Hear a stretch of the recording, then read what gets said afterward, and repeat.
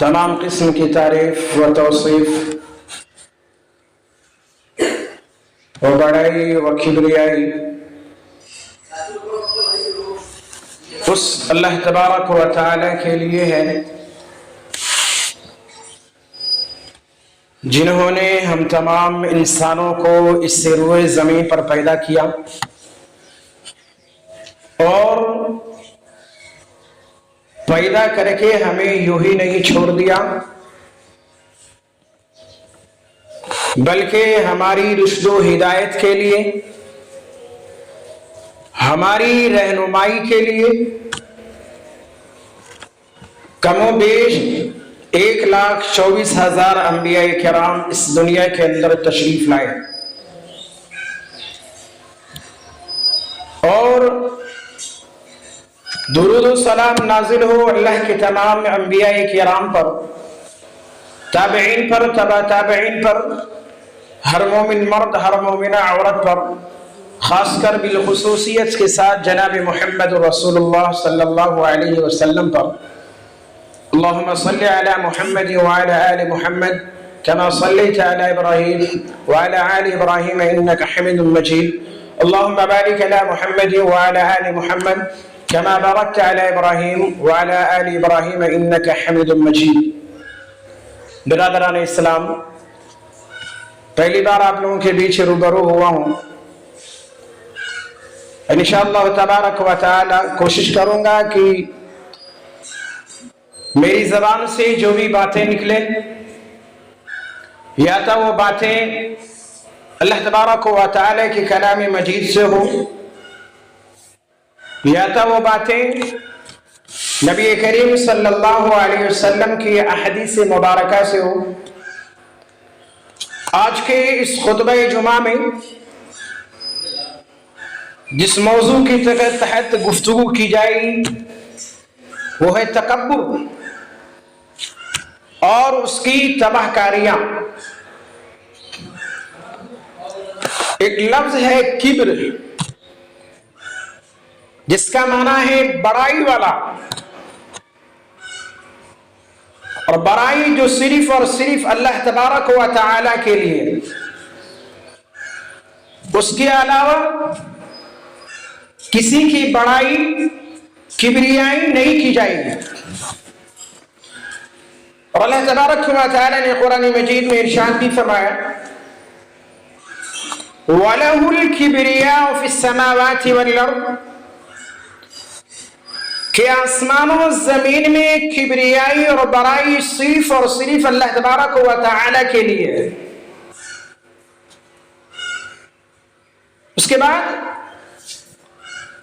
اللہ کے نبی صلی اللہ علیہ وسلم ارشاد فرماتے ہیں، یقول اللہ تعالی، یہ حدیث قدسی ہے، الکبریاء ردانی والعظمۃ ازاری فمن نازعنی واحدا منہما فدفته فی النار، کہ اللہ تبارک و تعالی ارشاد فرماتا ہے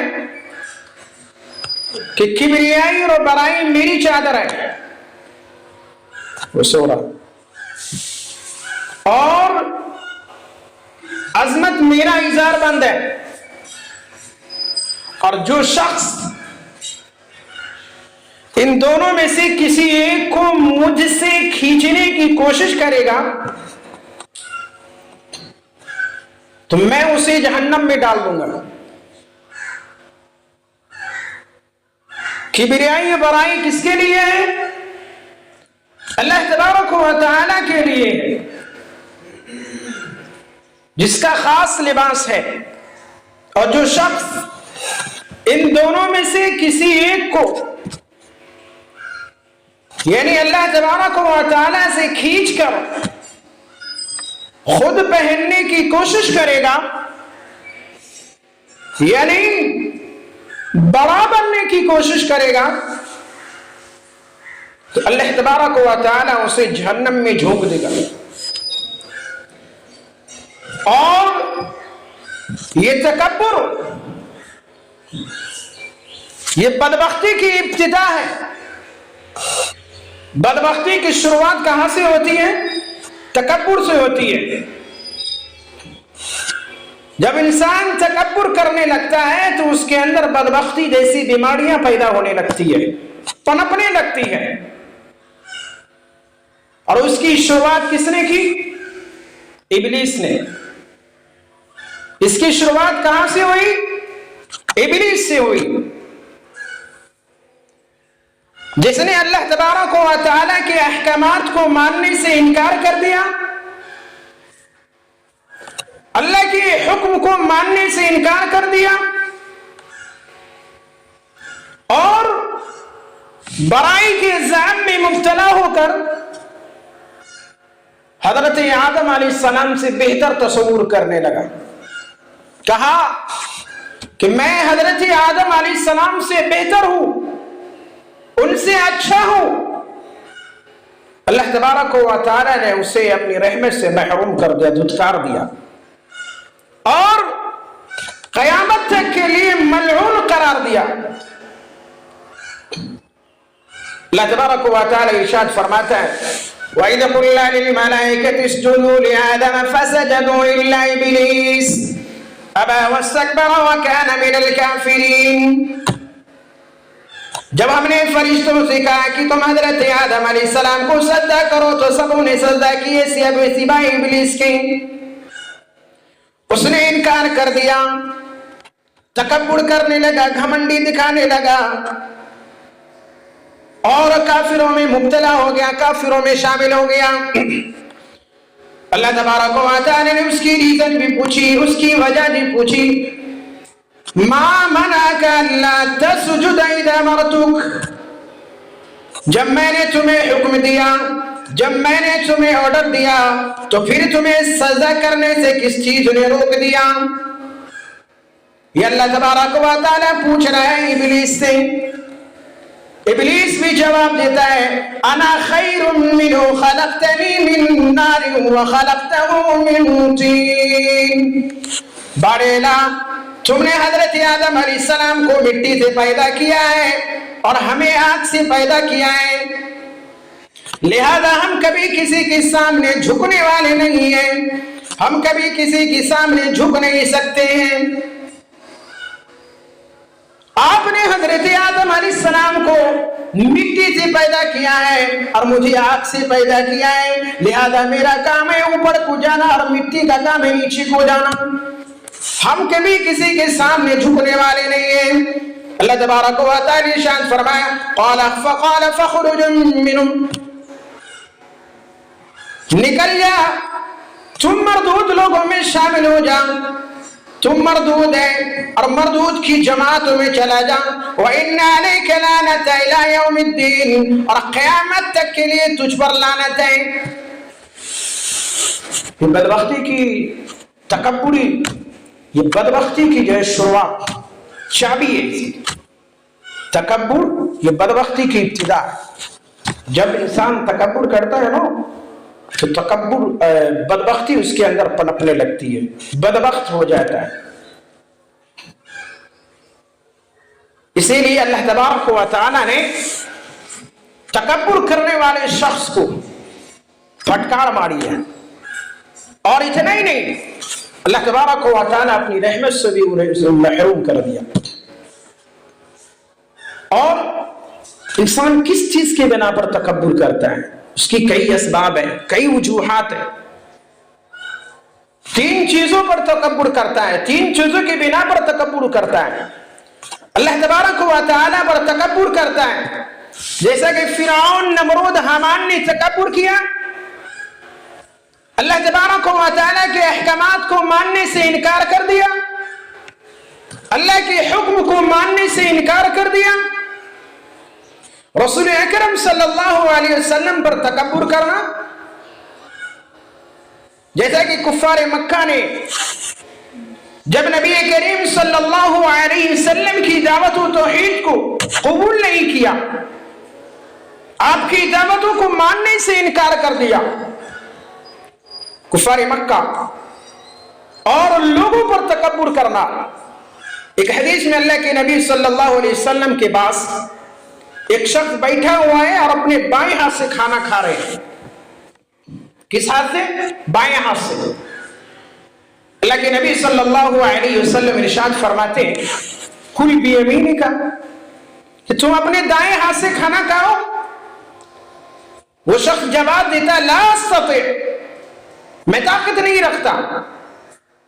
اللہ کے نبی صلی اللہ علیہ وسلم ارشاد فرماتے لاستطعت ما منعه الا کبر، سن تو طاقت نہ رکھے، تجھے صرف تکبر نہیں میری بات سے انکار کیا ہے.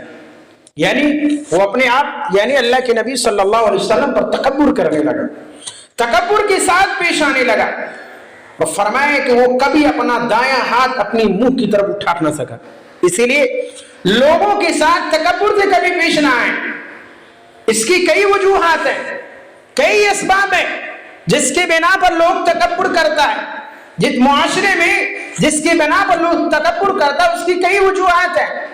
بعض لوگ رنگ اور نسل پر تکبر کرتے ہیں، بعض لوگ اچھے خاندان کی بنا پر تکبر کرتے ہیں، بعض لوگ خوبصورتی کی بنا پر تکبر کرتے ہیں، بعض لوگ مال و دولت کی بنا پر تکبر کرتے ہیں، بعض لوگ حسن و جمال کی بنا پر تکبر کرتے ہیں، بعض لوگ اچھی ذہانت کی بنا پر تکبر کرتے ہیں، اعلیٰ ڈگری کی بنا پر تکبر کرتے ہیں، بعض لوگ علم کی بنا پر بھی تکبر کرتے ہیں.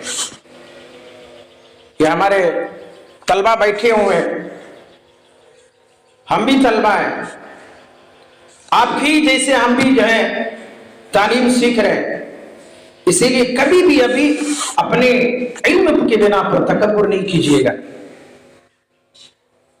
کہ ہم اتنے صفحہ سناتے ہیں اور وہ اتنے ہی سناتا ہے. اس کی بنا پر آپ تکبر نہیں کیجیے گا. اللہ نے آپ کی ذہانت کو تیز کیا ہے، اس کی ذہانت کو تیز نہیں کیا ہے. وہ حافظ ہے اور آپ حافظ نہیں ہیں. آپ تکبر کر رہے ہیں کہ ہم حافظ ہیں، وہ حافظ نہیں ہے. اور ایک اور بات اپنے طالب علم بھائیوں سے کہنا چاہتا ہوں کہ حافظ بننے کے بعد عالم بننے کی کوشش ضرور کیجیے گا. حافظ بنے اس کے بعد عالم بننے کی ضرور کوشش کیجیے گا. ارادہ رکھیے، پختہ ارادہ رکھیے کہ ہم انشاءاللہ حافظ ہونے کے بعد عالم بھی ضرور بنیں گے. ٹھیک ہے. اس کے بعد تکبر، کبر، لفظ کبر کی تھوڑی سی وضاحت سن لیتے ہیں. حضرت عبداللہ بن مسعود رضی اللہ تعالیٰ عنہ کہتے ہیں کہ اللہ کے نبی صلی اللہ علیہ وسلم ارشاد فرماتے ہیں لا يدخل الجنة من كان في قلبه مثقال ذرة من کبر. وہ شخص جنت میں داخل نہیں ہو سکے گا جس کے دل میں ذرہ برابر بھی تکبر ہوگا.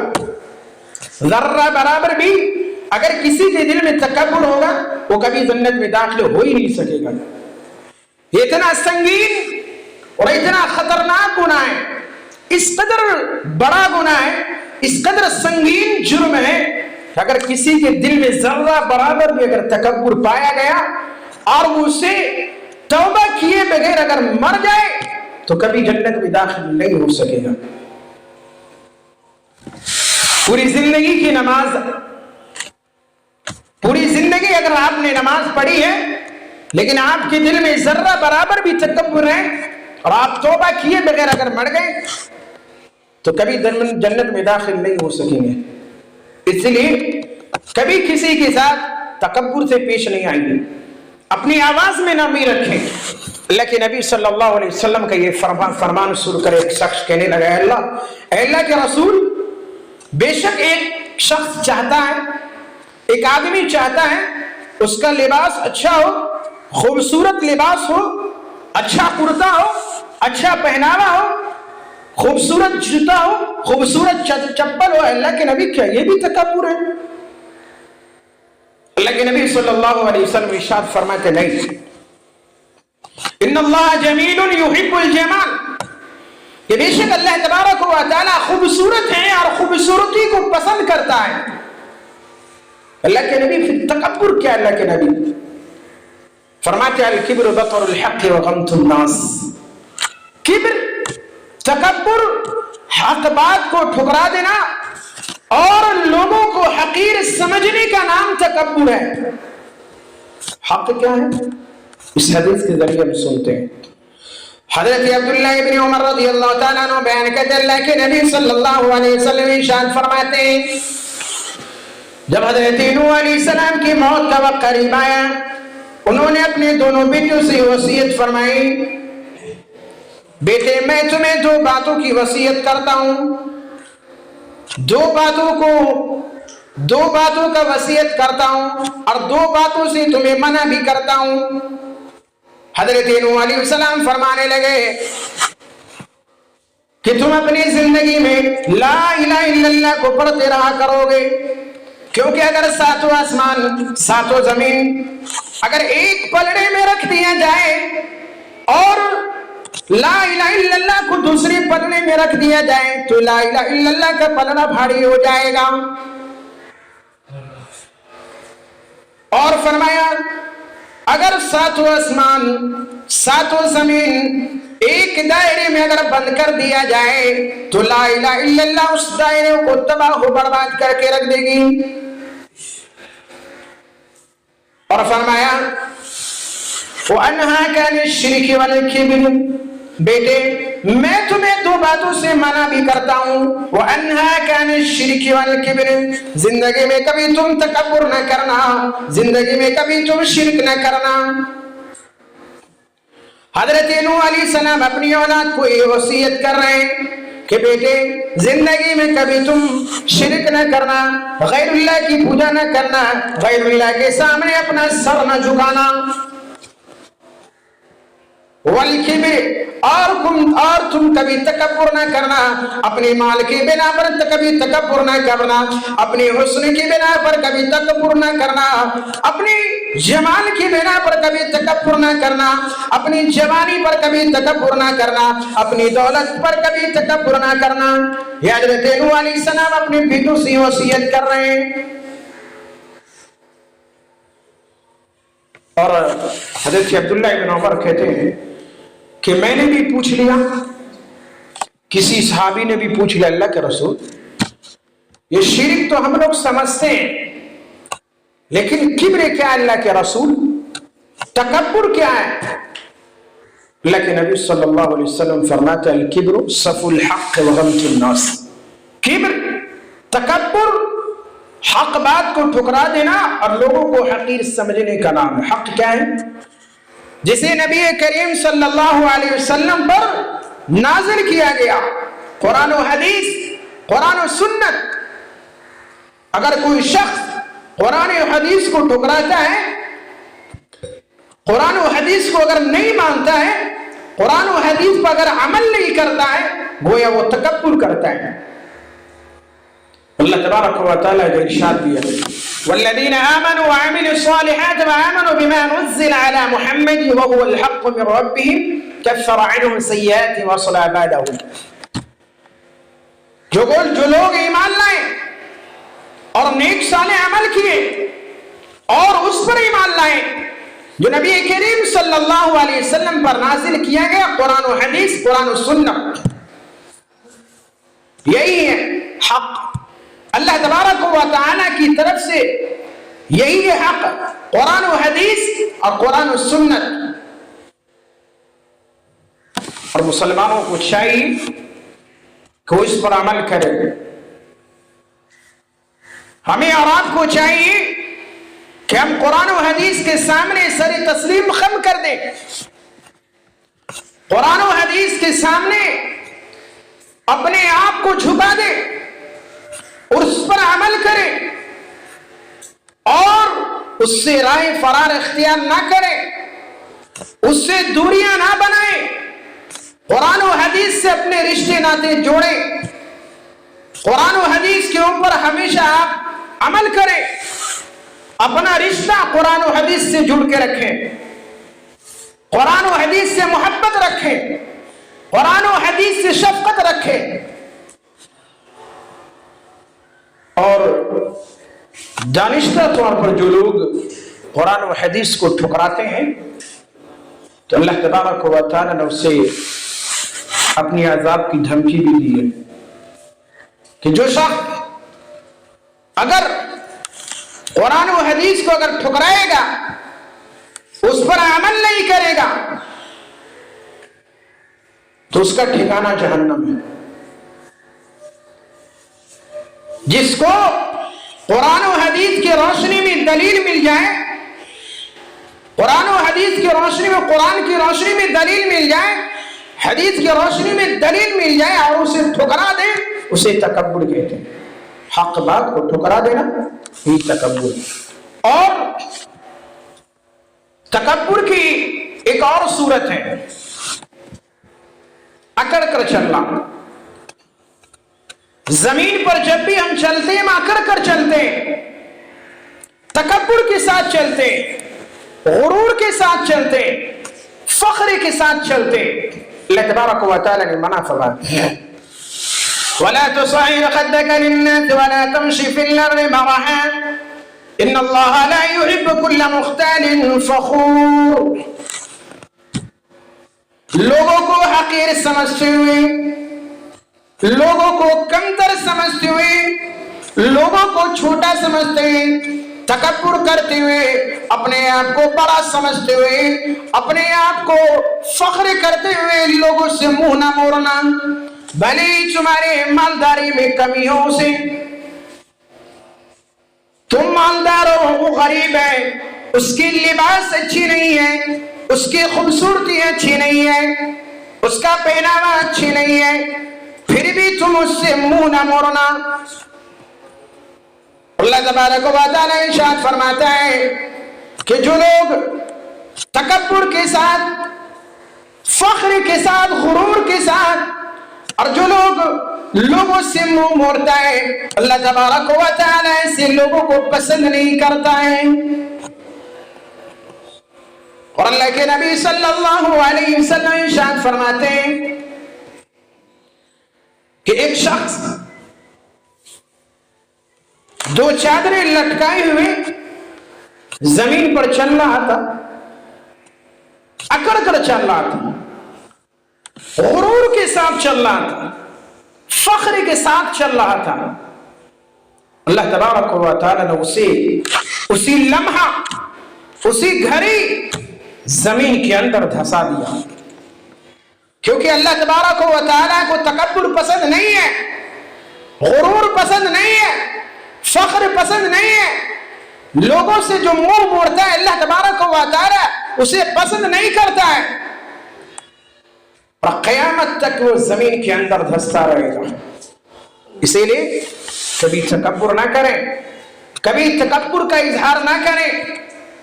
اور تکبر کی ایک اور صورت ہے خود پسندی. اپنے حسن و جمال پر فخر کرنا، اپنی خوبصورتی پر فخر کرنا، اپنے مال پر غرور کرنا، اپنی دولت پر گھمنڈ کرنا. آپ قبرستان کا جائزہ لیں، قبرستان میں ایسے لوگوں سے بھی بڑی پڑی ہیں جن کی خوبصورتی دیکھ کر لوگ آہ کیا کرتے تھے، آج اس کی خوبصورتی منو مٹی کے اندر مل گئی. جنہیں اپنی خوبصورتی پر ناز تھی، جو اپنی خوبصورتی پر فخر کیا کرتے تھے، جو اپنی خوبصورتی پر غرور کیا کرتے تھے، جنہیں اپنی دولت پر ناز تھی، اپنے مالداری پر ناز تھی، اپنے مالداری کی بنا پر فخر کرتے تھے، اپنے مالداری کی بنا پر لوگوں کے ساتھ تکبر سے پیش آیا کرتے تھے، آج اس کی خوبصورتی، اس کا مان منو مٹی کے اندر مل چکی ہے. اللہ کے نبی صلی اللہ علیہ وسلم ارشاد فرماتے ہیں کہ ایک آدمی اپنے لمبے لمبے بالوں کو کنگھی کرتے ہوئے زمین پر اکڑ کر چل رہا تھا، حتیٰ کہ وہ خوبصورت لباس میں بھی تھا.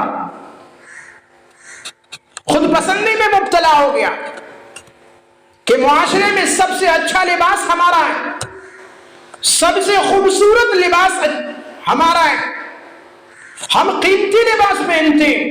اللہ تبارک و تعالی نے اسی لمحہ، اسی گھڑی زمین کے اندر دھسا دیا، اور قیامت تک وہ زمین کے اندر دھستا رہے گا.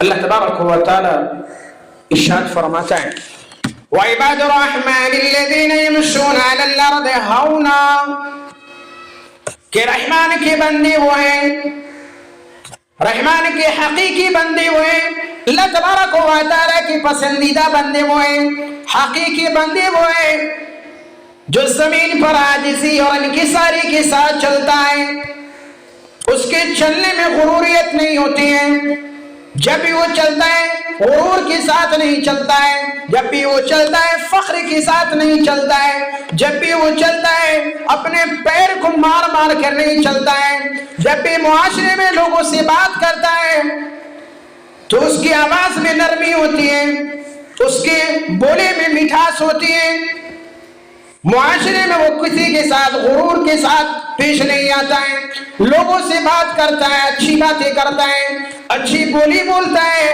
یہ وعباد الرحمن الذین یمشون علی الارض ہونا کہ اللہ تبارک و تعالیٰ کے رحمان کے حقیقی بندے ہوئے ہیں، پسندیدہ بندے ہوئے ہیں جو زمین پر عاجزی اور انکساری کے ساتھ چلتا ہے، فخر کے ساتھ نہیں چلتا، غرور کے ساتھ نہیں چلتا، تکبر کے ساتھ نہیں چلتا، جب بھی چلتا ہے نرمی کے ساتھ چلتا ہے۔